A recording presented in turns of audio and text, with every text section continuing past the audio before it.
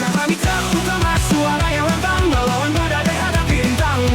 Satu visi, satu tujuan di jalan panjang. Kita takkan jatuh, kita terus terbang. Kita takkan jatuh, kita terus terbang. Dengan saya Salman Al-Farisi, kali ini kita akan mempelajari tentang prinsip manajemen mutu ISO 9001 versi 2015. Tulisan ini diambil dari ISO Quality Management Principle. Teman-teman bisa lihat ya, bukunya seperti ini. Apa aja ya kira-kira yang menjadi prinsip dari quality management? Kita lihat ya. Oke, di sini kita memiliki 7 prinsip quality management, yaitu yang pertama customer focus, yang kedua leadership, yang ketiga engagement of people, yang keempat process approach, yang kelima improvement, yang keenam evidence based decision making, yang ketujuh relation management. Nah, kita mulai bedah ya satu persatu. Apa sih yang dimaksud dengan customer focus? Kita lihat yuk. Oke, customer focus. Artinya di sini fokus utama manajemen mutu adalah untuk memenuhi kebutuhan pelanggan dan berusaha untuk melebihi harapan pelanggan. Jadi kata kuncinya memenuhi kebutuhan pelanggan dan berusaha melebihi harapan pelanggan. Oke, keberhasilan yang berkelanjutan dicapai ketika organisasi menarik dan mempertahankan kepercayaan pelanggan dan pihak berkepentingan lainnya.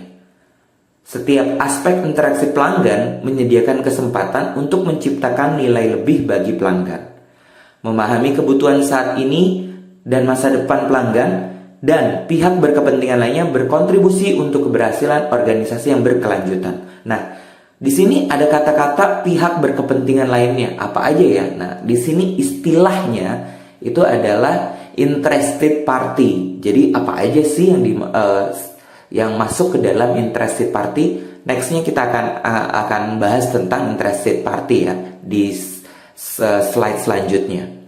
Oke. Nah, indikatornya dari customer focus ini, keberhasilan customer focus ini apa sih gitu ya? Yang pertama, itu terjadi peningkatan nilai pelanggan. Yang kedua, terjadi peningkatan kepuasan pelanggan. Yang ketiga, terjadi peningkatan loyalitas pelanggan.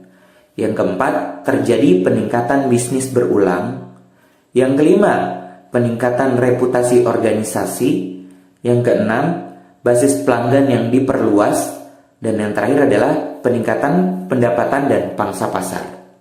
Itu indikator dikategorikan prinsip dari customer focus itu berhasil atau tidaknya. Nah, lalu bagaimana langkahnya supaya kita bisa berhasil? Apa sih yang bisa kita lakukan? Yuk kita cari tahu. Yang pertama, caranya yaitu kenali pelanggan langsung dan tidak langsung yang menerima nilai perusahaan kita. Lalu yang kedua, memahami kebutuhan pelanggan, baik saat ini ataupun masa depan dan harapannya. Yang ketiga, menghubungkan tujuan organisasi atau tujuan perusahaan dengan kebutuhan dan harapan pelanggan. Yang keempat, komunikasikan kebutuhan dan harapan pelanggan di seluruh organisasi. Yang kelima, merencanakan, merancang, mengembangkan, memproduksi, menyampaikan dan mendukung barang dan jasa untuk memenuhi kebutuhan pelanggan dan harapannya. Yang keenam, mengukur dan memantau kepuasan pelanggan dan mengambil tindakan yang tepat. Yang ketujuh, menentukan dan mengambil tindakan atas minat, kebutuhan dan harapan pihak yang dapat mempengaruhi kepuasan pelanggan. Yang terakhir, secara aktif mengelola hubungan dengan pelanggan untuk mencapai kesuksesan yang berkelanjutan. Oke, next. Kita masuk ke prinsip yang kedua. Prinsip yang kedua adalah leadership. Di sini artinya pemimpin di semua lini semua tingkatan, membangun kesatuan tujuan dan arahan, dan menciptakan kondisi di mana orang-orang terlibat dalam mencapai sasaran mutu organisasi. Oke, ini bisa kita lihat dari gimana gitu ya. Nah, dari terciptanya kesatuan tujuan dan arah serta keterlibatan orang memungkinkan organisasi untuk menyelaraskan strateginya, kebijakan, proses, dan sumber daya untuk mencapai tujuannya. Kita lihat di sini, leadership itu ada support, teamwork, motivation, competence, skill, responsibility atau tanggung jawab, komunikasi, dan power. Nah, di sini bagaimana dikategorikan prinsip leadership ini bisa berhasil atau tidak diterapkan gitu ya di perusahaan kita? Itu indikator yang pertama adalah peningkatan efektivitas dan efisiensi dalam memenuhi kualitas organisasi tujuan. Yang kedua, koordinasi yang lebih baik dari proses organisasi. Yang ketiga, peningkatan komunikasi antar tingkat dan fungsi organisasi. Dan yang keempat, pengembangan dan peningkatan dari kemampuan organisasi dan orang-orangnya untuk memberikan hasil yang diinginkan. Lalu gimana ya caranya untuk mencapai indikator keberhasilan ini? Yuk kita simak. Oke, leadership ini caranya gimana? Yang pertama, mengkomunikasikan misi, visi, strategi, kebijakan, dan proses di seluruh organisasi. Yang kedua, menciptakan dan mempertahankan nilai-nilai bersama, keadilan, dan model etis untuk berperilaku di semua tingkatan dari organisasi. Yang ketiga, membangun budaya kepercayaan dan integritas. Yang keempat, mendorong komitmen di seluruh organisasi untuk kualitas. Yang kelima, pastikan bahwa para pemimpin di semua tingkatan bersikap positif. Contoh kepada orang-orang dalam organisasi. Jadi dia sebagai role model gitu ya, memberikan contoh baik, contoh yang positif gitu. Lalu menyediakan orang dengan sumber daya yang dibutuhkan, pelatihan dan wewenang untuk bertindak dengan akuntabilitas. Dan yang terakhir, menginspirasi, mendorong dan mengenali kontribusi orang dalam perusahaan tersebut, dalam organisasi tersebut. Oke. Di sini teman-teman sering dengar kata organisasi, itu bisa disamakan dengan kata perusahaan ya. Oke, prinsip yang ketiga adalah employee engagement atau engagement gitu ya. Jadi bagaimana orang-orang yang berkompeten, berdaya, dan terlibat di semua tingkatan organisasi sangat penting untuk meningkatkan kemampuannya dan menciptakan serta memberikan nilai untuk perusahaan. Oke, kita lihat ya. Ini konkretnya seperti apa sih gitu ya. Nah, untuk mengelola organisasi secara efektif dan efisien, penting untuk melibatkan semua orang di semua tingkatan dan menghormati mereka sebagai individu. Pengakuan, pemberdayaan, dan peningkatan kompetensi memfasilitas keterlibatan orang-orang dalam mencapai tujuan organisasi. Sini kita lihat, employee engagement itu berkaitan dengan rekognisi, clarity, autonomy, relationship, growth, fairness, dan workload. Stres juga termasuk ya di sini ya, bagaimana kita menghandle stres gitu. Nah, indikatornya dikategorikan engagement itu berhasil di perusahaan kita atau tidaknya, itu yang pertama, terjadi peningkatan pemahaman dan dari sasaran mutu organisasi oleh orang-orang dalam organisasi dan meningkatkan motivasi untuk mencapainya. Lalu yang kedua, peningkatan keterlibatan orang dalam kegiatan perbaikan. Yang ketiga, peningkatan pengembangan pribadi, inisiatif, dan kreativitas. Yang keempat, peningkatan kepuasan orang. Yang kelima, meningkatkan kepercayaan dan kolaborasi di seluruh organisasi. Dan yang keenam, peningkatan perhatian pada nilai-nilai bersama dan budaya di seluruh organisasi. Oke, lalu gimana ya cara agar indikator tersebut bisa kita capai? Nah, yang pertama, berkomunikasi dengan orang-orang untuk mempromosikan pemahaman tentang pentingnya kontribusi individu mereka. Lalu yang kedua, mempromosikan kolaborasi di seluruh organisasi. Yang ketiga, memfasilitasi diskusi terbuka dan berbagi dari pengetahuan dan pengalaman. Yang keempat, memberdayakan orang untuk menentukan kendala untuk kinerja dan untuk mengambil inisiatif tanpa rasa takut. Lalu mengakui orang-orang yang berkontribusi dalam pembelajaran dan perbaikan. Kemudian aktifkan evaluasi kinerja sendiri yang bertentangan dengan tujuan pribadi. Lalu yang terakhir adalah melakukan survei untuk menilai kepuasan orang, mengkomunikasikan hasil, dan mengambil tindakan yang tepat. Di sini kita lihat employee engagement itu berkaitan dengan workload, rekognisi, clarity, autonomy, stress, relationship, growth, dan fairness. Ya, itu sangat terkait dengan engagement bisa tercipta di perusahaan.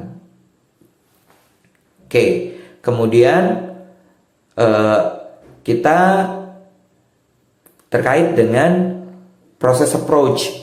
Apa sih yang dimaksud dengan proses approach gitu ya? Di sini kita lihat ada SIPOC diagram. Jadi prosesnya di sini pasti dimulai dari supplier memberikan input, lalu input kemudian dilakukan proses mendapatkan output diberikan ke customer. Lalu kemudian customer akan melihat sesuai dengan requirement atau tidaknya gitu ya.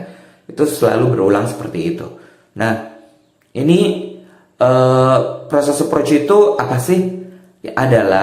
Proses approach adalah hasil yang konsisten dan dapat diprediksi tercapai lebih efektif dan efisien ketika aktivitas dipahami dan dikelola keterkaitan antar proses yang berfungsi sebagai sistem yang koheren. Nah, sistem manajemen itu terdiri dari hal-hal yang saling terkait proses satu sama lain. Memahami bagaimana hasil yang dihasilkan gitu ya oleh sistem ini memungkinkan sebuah organisasi untuk mengoptimalkan sistem dan kinerjanya. Nah, indikator keberhasilan bagaimana?